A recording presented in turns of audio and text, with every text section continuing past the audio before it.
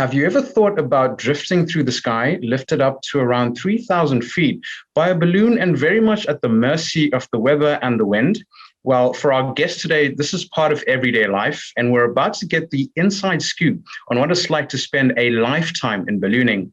Elizabeth Wright-Smith, known as Beth, has been a balloon pilot for over 40 years and has an interesting story to tell from her more than 5,000 hours of balloon flight time. In 1985, she began giving pilot training and has trained over 400 students and accumulated over 2,000 hours of flight instruction. Today, she is the owner and chief pilot at Airborne Heat, one of the 5 FAA-certified Part 141 flight and ground schools in the United States. And we're delighted to be joined by Beth today to talk about her life in ballooning and also as part of our Women in Aviation campaign. Beth, thank you for joining us here at AeroTime. I'm very happy to be here. Thank you.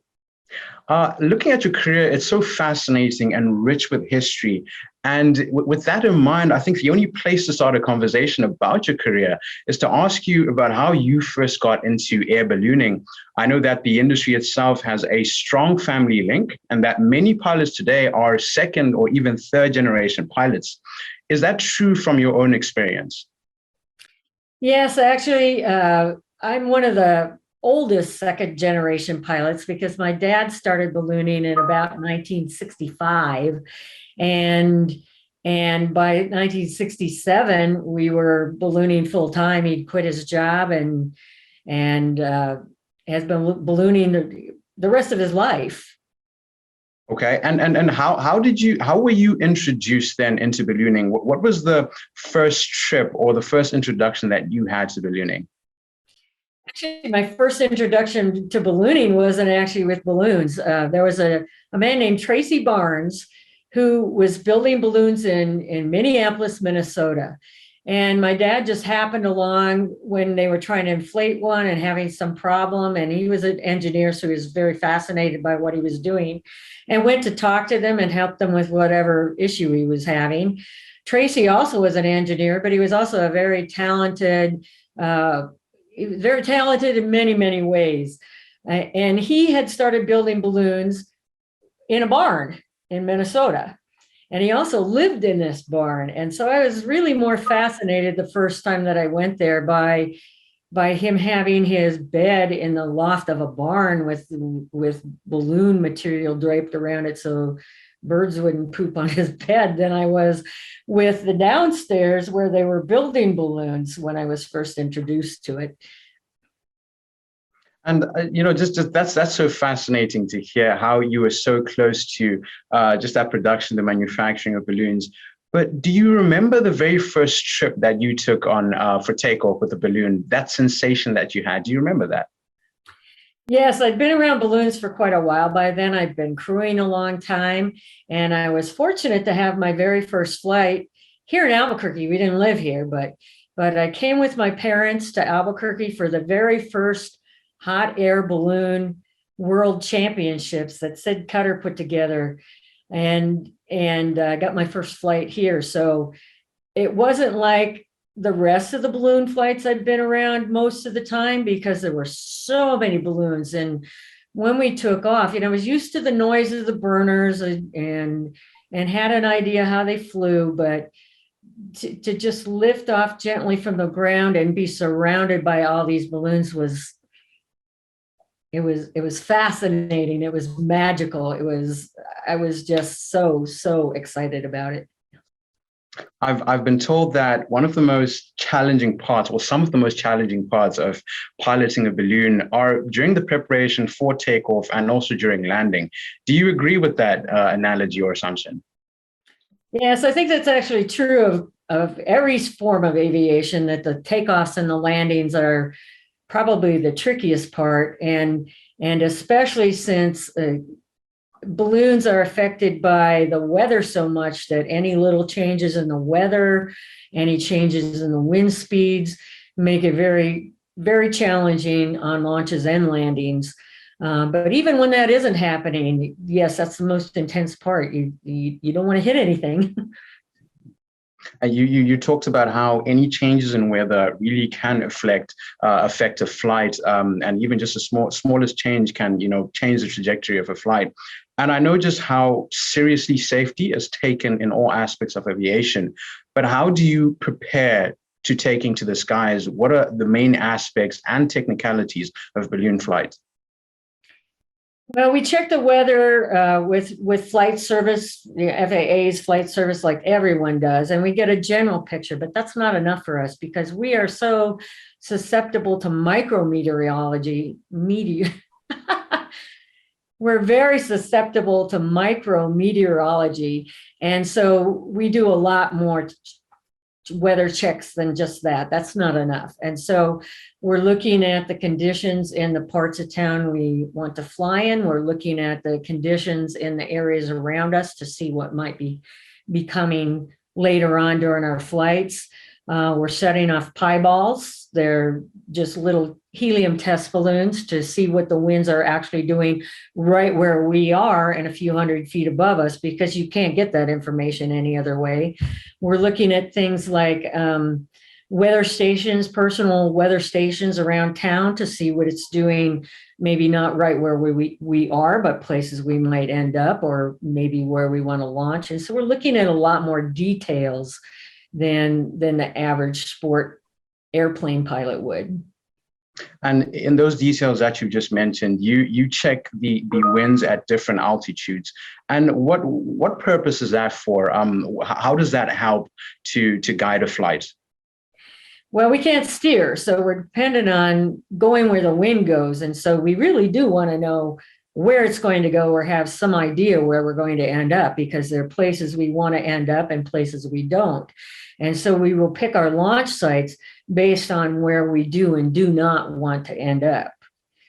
And then once we get going, once we've picked our launch site, before we actually inflate, we do a really extensive pre-flight that is different from what you do in an airplane. Obviously, we're going to check the weather. And as I said, and we're also going to check to make sure we have the fuel we're supposed to have. But beyond that, we're walking around the entire balloon. And this is somewhere between typically 65 and if you're flying a ride balloon, 250,000 cubic feet of air. In the US, there aren't a whole lot of balloons bigger than that here, just because of most of them are too close to congested areas to fly the really, really big ones. But we're walking around the whole balloon, making sure there's no damage, checking the burners, checking the bottom of the basket, checking the connections. There's a lot of things to do in the pre-flight to make sure the balloon is ready to go. Mm-hmm. Now, although I personally have not been in a balloon myself, I'm quite lucky to live in a city where the balloons take to the sky in big numbers on most days in summer. And it's really quite a sight. It's a beautiful sight, and it's so mesmerizing. And I know that you recently went to one of the biggest balloon festivals in the world there in Albuquerque, New Mexico. And was this festival a big success, or was the pandemic did it still have an impact on attendance? It had a minor impact. It was down about 10% in attendance. And unfortunately, of course, some of the international pilots couldn't come. So we didn't have as many here as we usually do. But everyone was just so thrilled. The spectators and the balloonists themselves, and I'm sure the organizers, were very, very happy to have the event. And everybody was in a very great mood and happy to see each other and to be out doing something again. And just still on this topic, looking at COVID and how the pandemic has affected the industry, what were some of the major or larger impacts that COVID had on the hot air ballooning industry? Well, here in Albuquerque, we were shut down altogether for 2.5 months. All businesses except essential businesses, which we aren't, were closed for 2.5 months. And unfortunately, I had 2 foreign students who had just barely begun their training. And so they were here a lot longer than they thought they were going to be in order to finish their training once we started again. And when we started, everyone was wearing masks and we were sanitizing everything every day. And it was a lot more intense to get everything ready to fly than it had been. And the masks were steaming up our glasses and our sunglasses. We couldn't always see when it was cold outside, which made it a little trickier too. But it it's definitely still having an impact on the foreign students that have been trying to come, for a couple of them for more than a year already, and haven't been able to, especially the ones from Africa haven't been able to come at all yet. And how have you navigated encouraging more students to come into ballooning now as there's more recovery in the industry?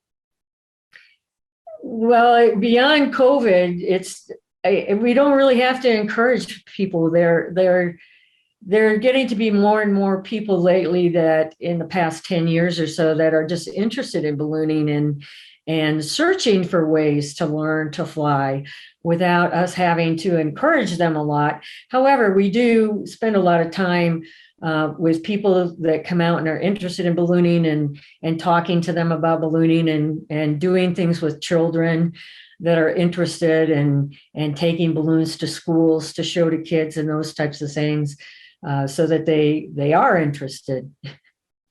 I'm going to take our conversation on a tangent here, because when you look at some of the magical spots for ballooning around the world, such as Cappadocia in Turkey, or Tanzania, or the Serengeti in Tanzania, and of course, there in your hometown, Albuquerque, I've seen some fascinating videos and read some reports of people who've taken flight in these places, and it's truly amazing. You're really into the story. And with that in mind, what have been some of your most memorable moments of your balloon flying experiences? There's been so many of them. Ballooning is just so different every time you go. I fly a lot in Albuquerque, not exclusively, of course, but I fly here a lot, and no two flights are the same. So pretty much every flight is amazing because it's different from the one you did the day before, even if you're flying in the same place. But some of the places that have been really interesting were Switzerland. It kept on snowing on us, so that wasn't real conducive to good flying weather the entire time we were there. And flying over mountains, I've really enjoyed. It's you get a totally different view than flying down in valleys and places that are flatter, and it's just it's obviously a lot more preparation, but it's really, really beautiful to fly over mountains. Those have been some of my most interesting flights. And just, I want to expand on that, flying over different terrains. I think it's almost fair to say that ballooning has a close relationship with exploration. When you look at some of the people in the ballooning history who have, made milestones or broken records, look at Andy Elson, who piloted the first balloon over Mount Everest, to Richard Branson and Per Lindström, who crossed the Atlantic and the Pacific, not to mention Brian Jones, Bertram Pickard, or Steve Fossett, who circumnavigated the globe. These stories of exploration really pushed the boundaries of discovery in ballooning. Have you also had this sense of exploration, and what flight would you love to do that you haven't done yet? Well, I actually considered at one point setting records. I knew I was capable, but then I started a family, and all of those things are a little more risky. And the types of things that Lindström and Branson did are also incredibly expensive. So I actually can't afford to do those types of things. Most people can't. However, we do have our own Troy Bradley here, who has set 49 different records. I think 49, maybe 50 by this point. But he's a local balloonist that I've been working with for a long time also, that has been able to set records, unlike the average balloonist. But some of the flights that I'd still like to do that I haven't been able to do, I've had 3 students so far, and potentially several more that are talking about coming out when they're ever able to again. So I would like to fly in Kenya, because I have former students there, and I would love to go fly with them they're flying way bigger balloons than we typically do here. They're flying 415,000 cubic foot balloons, and sometimes bigger than that. And that that appeals to me. So at some point, I'm going to go do that. And do you think that we're likely to see more records and more milestones set in the future with this new generation that's coming in? Oh, yeah, I think that eventually every record's going to be broken. The technology keeps on improving, and that had a lot to do with some of the newer records that were set. It's because of technology, especially the burners, are much, much better now than they were in the 70s. So as ballooning continues to improve, yes, I think there will be more records set. And just looking at that, the environment of becoming a balloon pilot, obviously today there are different systems to becoming a pilot, and that depends on the area that you come from, be it in the European Union or the US or elsewhere. And is the process of becoming a balloon pilot easier today than it was in the past? And are more pilots joining the industry today? Well, number one, it is not easier. It was easier when I learned to fly more than 40 years ago. There wasn't as much to it. We were all flying out in the open. You were rarely flying anywhere near any big congested areas. And that's not the case anymore. Ballooning has become more metropolitan, I guess. And there's a lot of balloons flying in more congested airspace, not just with people and things on the ground, but the airspace is much more congested now than it used to be. So it's getting a little bit harder to fly around the other air traffic than it used to be. And secondly, are there more people coming into ballooning? Yes, there are. And it was a family sport to begin with, where the dad usually was the pilot and the mom and the kids crewed. And that's still true today, but there's also a lot of people, they don't even have families. They're going out ballooning with their friends, and their friends are crewing. And I know a few people who are married, but their spouses aren't at all interested. And so they're just going out and doing their thing on their own. And just looking at pilots as well, you spent a good portion of your career instructing and mentoring students, getting them into ballooning. What is the most important advice for someone looking to learn to get into ballooning? What do you say to them? And what have been some of the most interesting questions that you found asked by your students? Well, if you have the opportunity, the best way to get into ballooning is to crew for someone. For two reasons. It gives you an idea of what ballooning is all about. And some people just aren't that interested once not very many, fortunately, but a few start going out ballooning and going, this isn't really for me. That doesn't happen very often, but it's a good way to start, just so you do know. And also, by the time you start training as a pilot, you are familiar with what the crew go through. You probably have a little more patience with them, because you're flying across the sky, direct routes, and they have to follow the roads. It's not always that easy to get where you are. And secondly, besides just understanding what the crew is going through, you also understand the balloons better by the time you start flying. And that's definitely helpful. And what have been the most interesting questions that you found from your students? What have they asked you that you found interesting? If the students that aren't familiar with ballooning, and I've had a number that have never even been in a balloon, never been around balloons, that have come to learn to fly.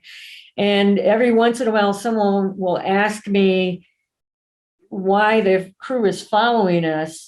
Don't we go back to the same place we started, like an airplane? No, we don't. We follow the wind, and the crew follows us and picks us up wherever we land. So that gives me a really good idea how far back I have to start, as far as explaining how balloons work and what their knowledge base is, which is zero.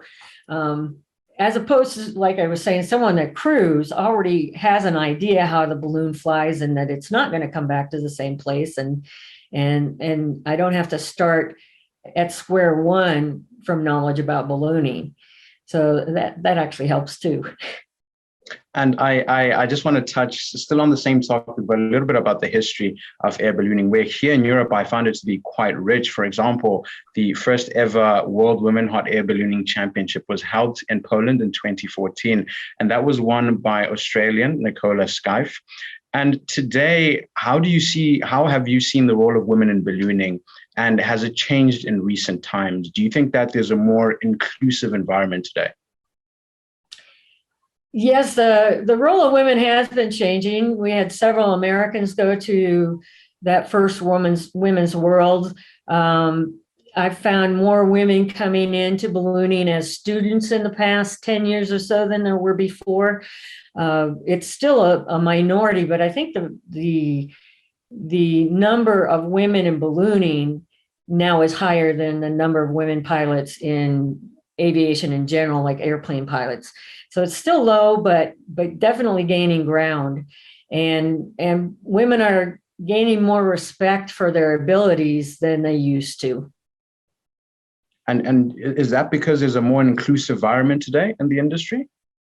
Yes, it is. I mean, there's still some that still are very chauvinistic and don't think women should be flying. There was one guy who famously put in writing, if women were made to fly, the sky would be pink. Well, the sky here is pink on a regular basis, actually. But beyond that, yes, there are a lot more men and women. There were places where women didn't think women should be flying either. A lot more people in general that accept that flying a balloon doesn't have anything to do with your physical size or your strength. My last student was 5 foot tall and teeny, tiny person, and she's a good pilot. And just on that as well, what one thing do you want people to know about hot air ballooning that isn't talked about enough today? And are there misconceptions about your industry that you would like to correct right here? It's one of the major misconceptions is that balloonists are all rich people, just can do whatever they want because they have so much money. And that is not the case at all. The majority of balloonists are just everyday people who have decided that this is a sport they want to do instead of skiing or boating or whatever. So it's not rich people in the sport. The second thing is that almost anyone can learn to fly a balloon. Obviously, some are better at it than others, but very few people can't learn to fly a balloon and be safe at it. Well, Beth, thank you very much for sharing that. I'm sorry, but that brings us to the end of our interview today. I wish we really had more time to explore this area even more, but perhaps we can arrange to speak to you again in the future. Sounds great. And I know that our viewers will now have a better understanding of ballooning, and I want to wish you and all your future students all the very best in your future careers. Although I haven't yet been in a balloon myself, I promise you that I will try and rectify that next year when the next season starts. I might be in touch for advice too before I do. But Beth, thank you so much for joining us. And that's all we have time for in this AeroTime interview, but stay tuned for more coming soon. Thank you for joining us. My name is Michael Jonga, and you've been watching AeroTime. Goodbye.